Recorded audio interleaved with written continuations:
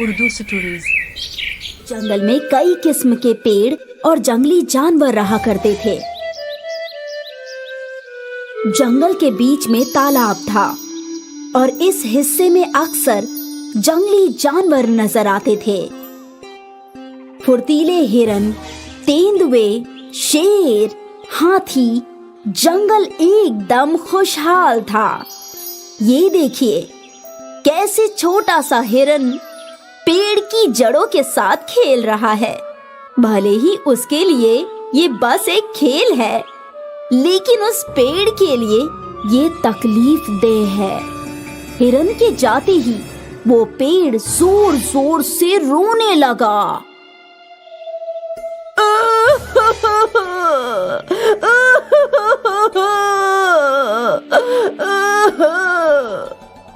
अक्सर पेड़ों को जानवरों से काफी तकलीफ मिला करती थी। उस हिरन के बच्चे ने मेरी जड़ें कुरेद दी। बहन, ये देखो मेरा हश्र, परिंदों ने मुझे कितना गंदा कर दिया है। यहीं बैठते हैं और यहीं पर गंदगी करते हैं। हाँ, ये जानवर और परिंदे बहुत गंदे मखलूक होते हैं। मेरे अख्तियार में हो तो इन्हें अपने साये में बैठने भी ना दूं। क्यों ना हम कुछ ऐसा करें जिससे जानवर और परिंदे हम पर बैठे ही नहीं। इन सभी पेड़ों की गुफ्तगू ज़ईफ बरगद का पेड़ सुन रहा था। मुझे नहीं लगता कि ये वाजिब होगा। हमारी जिंदगी और जानवर परिंदों की जिंदगी जुड़ी हुई हैं। हम उन्हें अपने साये से महरूम नहीं रख सकते हैं। बरगद भाईजान, आप हम सब में बड़े हैं, लेकिन आप ज़ईफ हैं और आपके ख्यालात भी ज़ईफ हो चुके हैं। ये जानवर परिंदे रोज हमारा नुकसान करते हैं और हम खामोशी से बर्दाश्त करते हैं। ये कहाँ का इंसाफ हुआ? ये तो गलत बात है। हमें जानवरों और परिंदों को सबक सिखाना ही होगा और इसके लिए मेरे पास एक तरकीब है। शाल के पेड़ ने अपना मंसूबा सभी पेड़ों को सुनाया। सबके चेहरे पर मुस्कान आ गई, सिवाय बरगद के पेड़ के। बरगद का पेड़ मुताफिक नहीं था। मुझे ये सब वाजिब नहीं लग रहा। हमें ये नहीं करना चाहिए। भाईजान, आप तो रहने ही दीजिए। आपको तो हर चीज में बुराई दिखती है। लेकिन इससे काफी अफरा तफरी हो जाएगी। ये गलत है। हम ये करके ही रहेंगे। आपको ये नहीं करना है तो आप ना कीजिए, लेकिन हमारे रास्ते का पत्थर भी ना बनिए। समझ गए आप?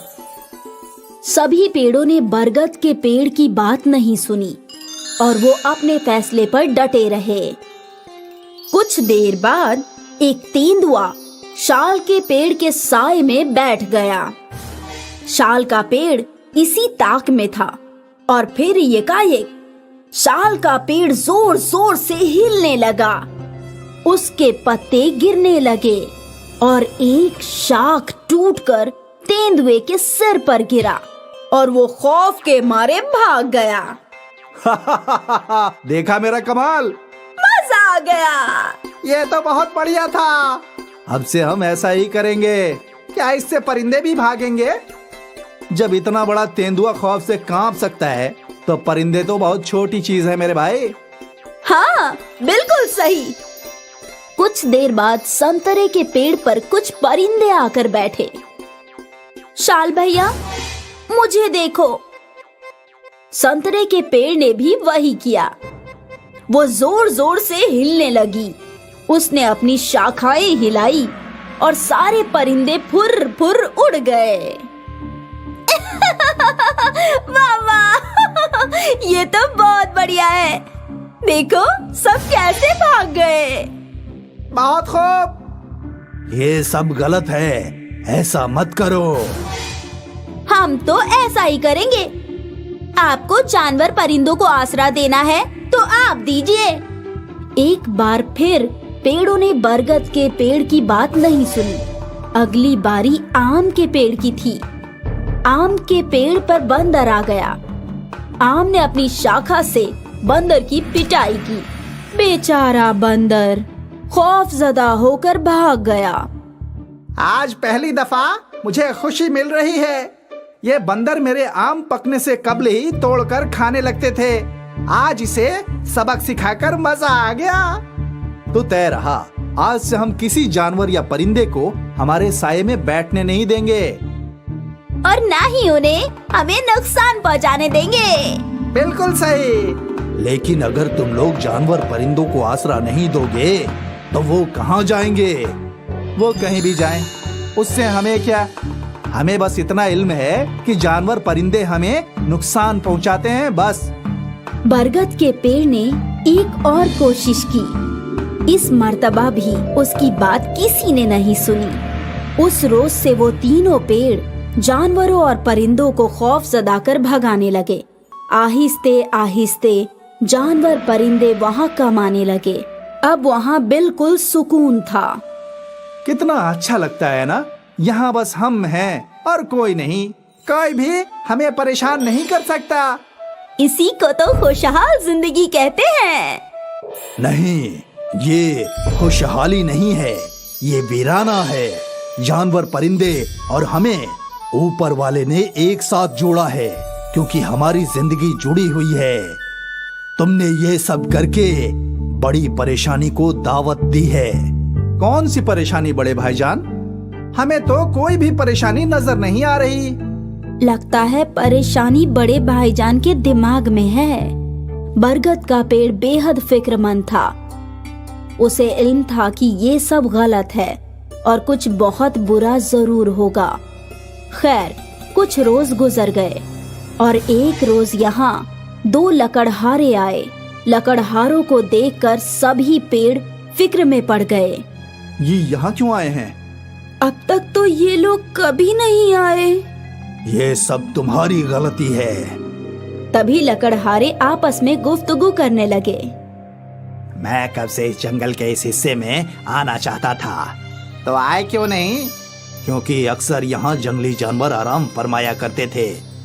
यहाँ तेंदुए, जंगली बंदर, जंगली हिरन, भालू और भी कई जंगली जानवर आसरा लेते थे।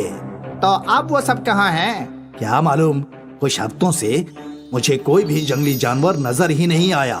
अच्छा है ना? बहुत अच्छा है। यहाँ के मोटे मोटे दरख्त देख, इन्हें काट कर फरोख्त करूंगा तो कितना मुनाफा होगा। वो तो है, शायद हमें कई महीनों तक काम करने की जरूरत ही ना पड़े। हाँ, और सोचो, अगर ये सारे दरख्त काट लिए तो 1 माह के अंदर हम लोग लखपति बन जाएंगे। ये तो बहुत अच्छी बात है भाई। फिर देर किस बात की, कटाई शुरू करते हैं। लकड़हारों की बातें सुनकर सारे पेड़ डर गए और रोने लगे। आप सही कह रहे थे, ये सब हमारी गलती की वजह से हुआ। अगर वो जंगली जानवर यहाँ होते तो ये लकड़हारे यहाँ नहीं आते। हमसे बहुत बड़ी गलती हो गई और इसकी सजा हमें जरूर मिलेगी। लकड़हारे शाल के पेड़ को काटने के लिए अपनी कुल्हाड़ी को तेज करने लगे। ये देखकर शाल का पेड़ घबरा गया। भले ही तुमसे गलती हुई है, लेकिन मैं तुम्हें कुछ नहीं होने दूंगा। लेकिन कैसे? जो करिश्मा तुमने दिखाया वही मैं दिखाऊंगा। इतना बोलकर बरगद का पेड़ जोर जोर से हिलने लगा। उसके पत्ते हवा में उड़ने लगे और उसकी शाखाएं यहाँ वहाँ घूमने लगी। बरगद ने अपनी शाखाओं से लकड़हारों पर हमला कर दिया। बरगद अपनी शाखाओं से लकड़हारों को पीटने लगा। ये सब क्या हो रहा है? हे भगवान, लगता है इस दरख्त में कोई भूत है। भागो, अपनी जान बचाओ। भूत भूत भूत, अरे भूत भूत। लकड़हारे भूत भूत चिल्लाते हुए गांव की जानिब भाग गए। यहाँ शाल का पेड़ बहुत शर्मिंदा था। हमने आपको इतना बुरा भला कहा, फिर भी आपने हमारी हिफाजत की। हमें माफ कर दीजिए। हम अपनी गलतियों के लिए शर्मिंदा हैं भाईजान। कोई बात नहीं, तुम सबको अपनी गलतियां समझ में आ गई, ये बहुत बड़ी बात है। अब किसी जानवर या परिंदे को भगाना मत। बिल्कुल नहीं। लकड़हारों ने इंसान में ये बात फैला दी कि बरगद के पेड़ में भूत रहते हैं। लेकिन यहाँ जंगल में बरगद का पेड़ खुश था कि उसने अपने साथियों की हिफाजत की। एक बार फिर जानवर और परिंदे उन पेड़ों पर लौट आए। फिर कभी किसी लकड़हारे ने जंगल के इस हिस्से में आने की हिम्मत नहीं की। आखिर अंत भला तो सब भला। एक घने जंगल के पास एक गांव था सोनपुर। सोनपुर में महेश और उसकी बीवी जया रहा करते थे। अरे महेश, कब लौटा रहे हो मेरा कर्ज? जल्दी ही सेठ जी, जैसे ही पैसे इकट्ठे होते हैं तो सीधा आपके पास आऊंगा। ठीक है, मैं इंतजार करूंगा। जी सेठ जी। महेश की बीवी को सेठ से बेहद परेशानी थी। अरे ए जी, अब और कितना ब्याज देंगे सेठ को? जितना कर्ज इससे लिया था उसका तो दुगना दे चुके हैं हम। मालूम नहीं, ये सब मेरी समझ से बाहर है। मुझे तो बस इतना इल्म है कि अगर हमें इस घर में रहना है तो हमें सेठ जी को पैसे देने ही होंगे। ठीक है। एक मर्तबा की बात है, महेश ने जंगल में एक बड़े दरख्त का सौदा किया। उससे काफी अच्छे पैसे मिले। जब वो घर लौटा, अभी जाकर ये पैसे सेठ जी को दे आता हूँ। अरे अरे, सारे पैसे उनको देने की क्या जरूरत है? आधे हम रख लेते हैं ना। लेकिन क्यों? क्यों क्या? मेरे बदन पर एक भी जेवर नहीं है। कम से कम इन पैसों से एक बाली खरीद लो। और अगर सेठ जी को इल्म हुआ तो वो नाराज होंगे। उन्हें कौन बताएगा? ठीक है, मैं बाली खरीद लाता हूँ। महेश ने एक सोने की बाली खरीद ली और बचे हुए पैसे लेकर वो सेठ के पास गया। अरे वाह वाह, आज तो तेरी कमाई अच्छी हुई है। हाँ सेठ जी। तू ऐसे ही ईमानदारी से पैसे लाकर देगा तो जल्द ही तेरा घर तेरा हो जाएगा। और कितने पैसे देने हैं सेठ जी? बस 20,000 और। ठीक है, उम्मीद है जल्दी ही दे दूंगा। महेश यहाँ से अपने घर गया। मेरी बाली लाए क्या? हाँ, ये लो। लेकिन मुझे लगता है मुझे सेठ जी को पैसे दे देने चाहिए थे। वो क्यों? बस 20,000 ही तो बचे हैं। ये बाली नहीं लाता तो 10,000 ही बचते। कोई बात नहीं, अगली बार कमाओगे तो दे देना। फिलहाल मैं ये बाली पहन रही हूँ। बाली पहनकर जया बेहद खुश थी। वो अपनी सोने की बाली दिखाने अपनी पड़ोसन के पास गई। अरे शीला, ये देख, मेरे शौहर मेरे लिए सोने की बाली लाए हैं। ये तो बहुत अच्छी है बाजी, है ना? जया ने गांव की हर औरत को अपनी बालियां दिखाई। और रात को जब जया सो रही थी तो एक चोर ने जया की बालियां चुराई और वहां से फरार हो गया। अगली सुबह, हे राम, मेरी बालियां, हे भगवान, मेरी बालियां चोरी हो गई। तुमने अपनी बालियां किसे दिखाई थी? किसी को नहीं, बस शीला को, विमला को, प्रभा को। पूरे गांव भर में तो मुनादी कर दी और बोलती हो कि किसी को नहीं दिखाई। तुम्हारा तो दिमाग ही घुटने में है। इससे तो बेहतर था कि मैं ये पैसे सेठ जी को दे देता। अहमक औरत।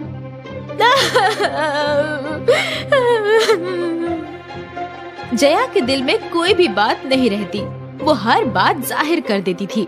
अगर उसके घर में कुछ अच्छा पकवान भी बने तो सारे गांव को खबर हो जाती थी। अरे महेश भाईजान, आज तुम्हारे घर में खीर बन रही है। हमें नहीं बुलाया?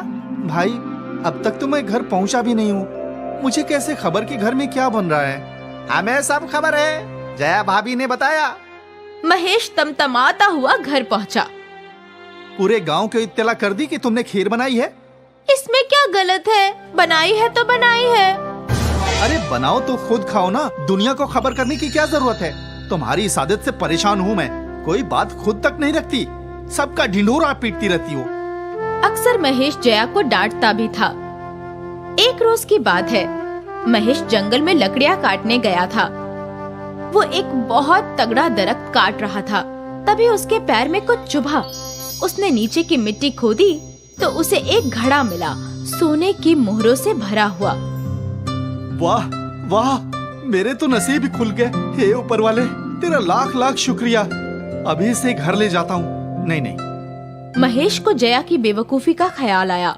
अगर मैं इस घड़े को अभी घर ले गया तो जया सबको खबर कर देगी कि घर में सोने का घड़ा है और सब कुछ चोरी हो जाएगा। नहीं नहीं, मैं ऐसा नहीं होने दूंगा। महेश सोचने लगा कि वो क्या करे। उसे एक तरकीब सूझ गई। महेश ने घड़े को वहीं मिट्टी में दबा दिया और उसके ऊपर एक पत्ता रख दिया। फिर महेश दरिया के पास गया। दरिया से उसने कई मछलियाँ पकड़ी। इन मछलियों को उसने एक दरख्त पर लटका दिया। फिर एक दरख्त पर उसने बहुत सारी रोटियां लटका दी। पूरा दरख्त उसने रोटियों से भर दिया और फिर वो अपने घर गया। जया, चलो मेरे साथ। कहाँ जाना है? मुझे जंगल में एक घड़ा मिला है जिसमें सोने की मोहरें हैं। घड़ा बहुत ही बड़ा है, तुम मेरे साथ चलो, हम दोनों मिलकर घड़ा ले आएंगे। हाँ हाँ चलो। सोने की मोहरों का घड़ा, वाह वाह। जया और महेश दोनों जंगल पहुँचे। जंगल पहुँचते ही जया का तवज्जो रोटी वाली दरख्त पर गया। हे राम, रोटियों का दरख्त? हाँ, कल तो इस दरख्त से रोटियों की बारिश हो रही थी। ये कोई मामूली जंगल नहीं है, बल्कि जादुई जंगल है। थोड़ी दूर चलने के बाद जया ने वो दरख्त देखा जिस पे मछलियाँ लटक रही थी। मछलियाँ उगाने वाला दरख्त? हाँ, इसे छोड़ो, आगे चलते हैं। कुछ दूर चलने के बाद महेश उसी जगह पहुँचा जहाँ वो सोने की मोहरों का घड़ा था। उसने पत्ते हटाए। हे भगवान, आपने बिल्कुल सही फरमाया था। हाँ, लेकिन अब ये बात तुम किसी से जाहिर मत करना। मैं पागल थोड़ी हूँ जो ये किसी से जाहिर करूँ। हाँ, वो तो मुझे मालूम है। क्या मतलब? कुछ नहीं, चलो घर चलते हैं। दोनों घर लौटे। जया, जाकर कुएं से थोड़ा ठंडा पानी ले आओ। हाँ हाँ, क्यों नहीं। जया घड़ा लेकर घर से बाहर गई और महेश ने घर में गड्ढा खोदकर वो सोने की मोहरों का घड़ा दबा दिया। यहाँ कुएं पर जया को अपनी पड़ोसन शीला मिली। क्या बात है, आज बेहद खुश हो? अब क्या बताऊं, हमारे तो नसीब ही खुल गए। ऐसा क्या हो गया? हमें जंगल में सोने की मोहरों से भरा घड़ा मिला है। क्या? तुम किसी को बताना मत। हाँ हाँ, लेकिन औरतों की बातें कभी रुकी है? शीला ने ये बात आग की मानिंद फैला दी। सेठ जी को भी इस बात की खबर हो गई और सेठ जी सारे गांव वालों के साथ महेश के घर के बाहर पहुँचे।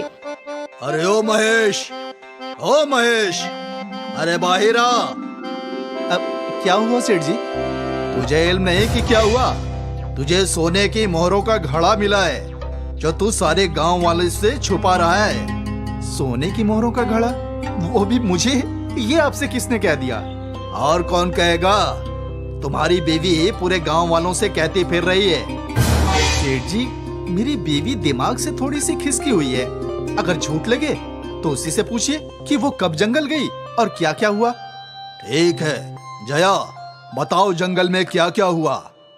हम लोग जंगल पहुँचे। अब मामूली जंगल नहीं, जादुई जंगल।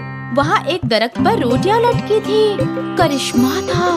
फिर हम आगे बढ़े तो दूसरी दरख्त पर मछलियाँ लटकी थी और जब हम और आगे बढ़े तो हमें वहाँ पर सोने की मोहरों का घड़ा मिला जो हम घर ले आए। सुना सेठ जी, अगर यकीन नहीं होता तो मेरे घर की तलाशी ले लीजिए। भोला, जा जरा देख घर में कुछ है क्या। सेठ जी के मुलाजिमों ने घर की तलाशी ली, लेकिन उन्हें कहीं भी मोहरों का घड़ा बरामद नहीं हुआ। अब तो आपको यकीन हो गया ना? मेरे पास कोई सोना नहीं है सेठ जी। अगर होता तो मैं आपका कर्ज नहीं अदा कर देता। वो तो है। सेठ जी के साथ साथ गांव वाले चले गए। उनके जाने के बाद महेश के चेहरे पर मुस्कान आई। हाँ, अब आराम की जिंदगी जीऊंगा। कम से कम अब कोई जया की बातों पर यकीन तो नहीं करेगा और मेरा सोना महफूज रहेगा। अरे सुनिए, ये सब हकीकत में हुआ था ना, तो लोग मेरी बात का यकीन क्यों नहीं कर रहे?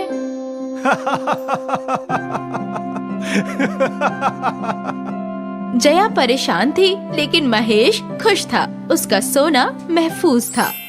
एक गांव में रिंकू, पिंटू, मोनू और चुटकी नाम के 4 दोस्त रहते थे। स्कूल से लौटने के बाद वो एक ऊंची पहाड़ी की जानिब गिल्ली डंडा खेलने चले जाते। खेल शुरू करने से कब्ल वे ढेर सारी गुफ्तगू किया करते थे।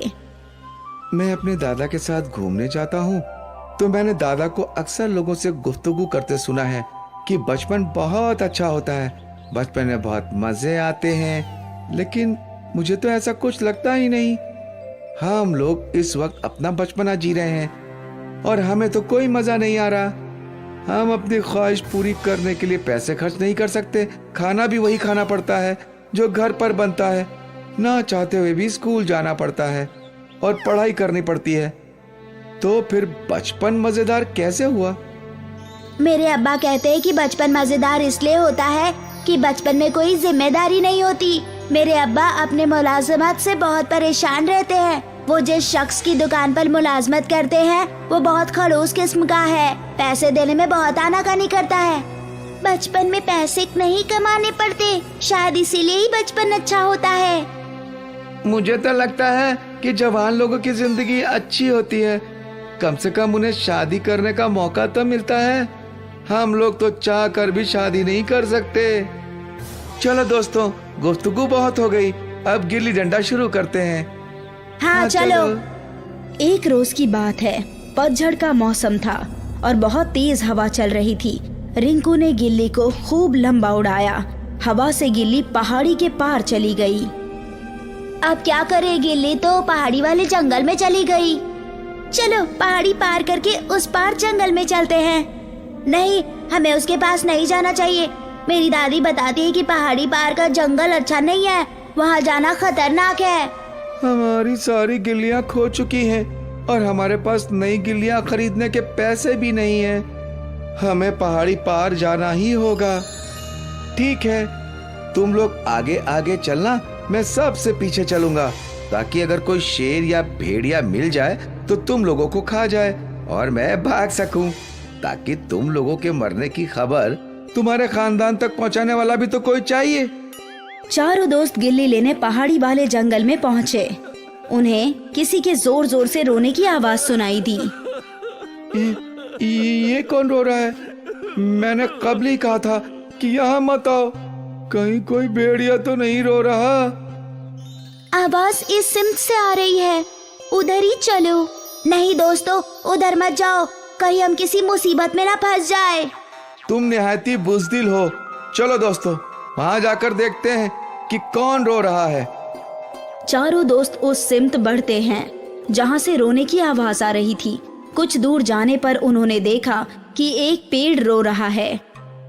मुझे यकीन नहीं हो रहा, क्या एक पेड़ भी रो सकता है? जैसा कि रिंकू की दादी ने फरमाया था, ये जंगल मुहब्बम है, यहाँ कुछ भी मुमकिन है। सुनो दरख्त, तुम रो क्यों रहे हो? कई साल गुजर गए, किसी इंसान ने मुझे छुआ नहीं है। एक इंसान ने ही मुझे यहाँ लगाया था। मैं इंसानों से प्यार करता हूँ, क्या तुम मुझे छुओगे? दोस्तों, हम लोग भी अभी बच्चे हैं। बच्चे हैं तो क्या हुआ, इंसान तो है ही। चलो इस बेचारे पेड़ को छूकर आते हैं, ये तो बस इंसानों का प्यार चाहता है। हमें इस पेड़ के पास नहीं जाना चाहिए, कहीं ये हमें कोई नुकसान तो नहीं पहुंचाना चाहता। इसका रोना इसकी साजिश भी तो हो सकती है। मैं घर वापस जा रहा हूँ। मैं भी जा रहा हूँ। पिंटू और रिंकू खौफजदा होकर भाग गए। मोनू, क्या तुम भी भागना चाहते हो? नहीं, मैं दरख्त के पास जाना भी नहीं चाहता। ठीक है, तुम यहीं रुको, मैं पेड़ के पास जाती हूँ। चुटकी ने जैसे ही पेड़ के पास जाकर पेड़ को छुआ, एकाएक पेड़ से खतरनाक हाथ बाहर निकला और उसने चुटकी को पेड़ के अंदर खींच लिया। मोनू भूत भूत चिल्लाता हुआ वहाँ से फरार हो गया। मोनू ने गांव पहुंचकर सारा वाकया पिंटू और रिंकू को बताया। हमें सबसे कब्ल चुटकी के घर चलना चाहिए और उसकी अम्मी को सारा वाकया बता देना चाहिए। तीनों दोस्त चुटकी की अम्मी के पास पहुँचे। मेरी बेटी गायब हो गई और तुम तीनों हिफाजत से लौट आए। तीनों कान खोलकर सुन लो, कहीं से भी मेरी चुटकी को वापस लेकर आओ, वरना तुम तीनों को उल्टा लटकाकर तुम्हारी पिटाई करूंगी। तीनों दोस्त सोचने लगे कि चुटकी को वापस कैसे लाया जाए। हमें फिर से उस रोने वाले पेड़ के पास जाना पड़ेगा और उससे बात करनी पड़ेगी। लेकिन उस दरख्त पे कोई भूत या चुड़ैल रहती है, वो दरख्त हमें भी खा जाएगा। उससे जाकर बात तो करनी पड़ेगी। आखिर इतनी बड़ी चुटकी यकायक गायब कैसे हो सकती है? तीनों दोस्त एक बार फिर से रोने वाले पेड़ के पास पहुँचे। हमारी दोस्त चुटकी कहाँ है? मुझे नहीं पता, कई साल गुजर गए, किसी इंसान ने मुझे छुआ नहीं है। एक इंसान ने ही मुझे यहाँ लगाया था। मैं इंसानों से प्यार करता हूँ। हमें इसकी बकवास पर तवज्जो नहीं देनी चाहिए और इसके अंदर दाखिल होकर देखना चाहिए। रिंकू ने मोनू और पिंटू के कान में कुछ कहा तीनों दोस्त वापस गए और कुछ देर बाद लौटे। वो अपने साथ कुल्हाड़ियां लेकर आए थे। जल्दी बताओ, हमारी दो छुटकी कहाँ है, वरना हम तुम्हें काट डालेंगे। मुझे नहीं पता, कई साल गुजर गए, किसी इंसान ने मुझे छुआ नहीं है। एक इंसान ने ही मुझे यहाँ लगाया था। मैं इंसानों से प्यार करता हूँ। ये ऐसे नहीं मानेगा। तीनों दोस्त कुल्हाड़ी लेकर जब आगे बढ़े तो पेड़ डर गया। रुको, मुझे मत काटो, मैं तुम्हें बताता हूँ कि तुम्हारी दोस्त कहाँ है। दरअसल एक चुड़ैल ने मेरे ऊपर कब्जा कर रखा है। चुड़ैल रोजाना एक इंसान का खून पीती है। चुड़ैल मुझे धमकी दे रही है कि अगर मैं उसे रोजाना की इंसान नहीं दूंगा तो वो मुझे जला देगी। अब तुम ही लोग मुझे बताओ कि मैं क्या करूं। चुड़ैल सिर्फ तुम्हें खौफजदा कर तुम्हारा इस्तेमाल कर रही है। मेरी दादी ने मुझे बताया था कि चुड़ैल और भूत आग से डरते हैं, वो आग का इस्तेमाल नहीं कर सकते। चुड़ैल ने मेरे अंदर एक सुरंग बना रखी है, वो उसी में रहती है। तुम्हें तुम्हारी दोस्त दरख्त के अंदर मिल जाएगी। चुड़ैल इस वक्त खून के तालाब में नहाने गई हुई है। तीनों दोस्त पेड़ के अंदर दाखिल हुए और चुटकी को उठाकर बाहर ले आए। चुड़ैल चुटकी का काफी खून पी चुकी थी, इसलिए चुटकी बेहोश हो चुकी थी। हमें फौरन चुटकी को अस्पताल ले जाना होगा।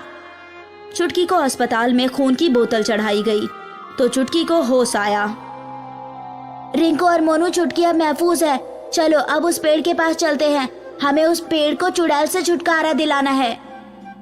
तीनों दोस्त रोने वाले पेड़ के पास पहुंचे और पेड़ के ऊपर छुप गए। जब रात में चुड़ैल वापस आई तो उन्होंने चुड़ैल के ऊपर मिट्टी का तेल डालकर चुड़ैल के ऊपर जलती हुई माचिस फेंक दी। इस तरह रोने वाला पेड़ हमेशा के लिए चुड़ैल से आजाद हो गया।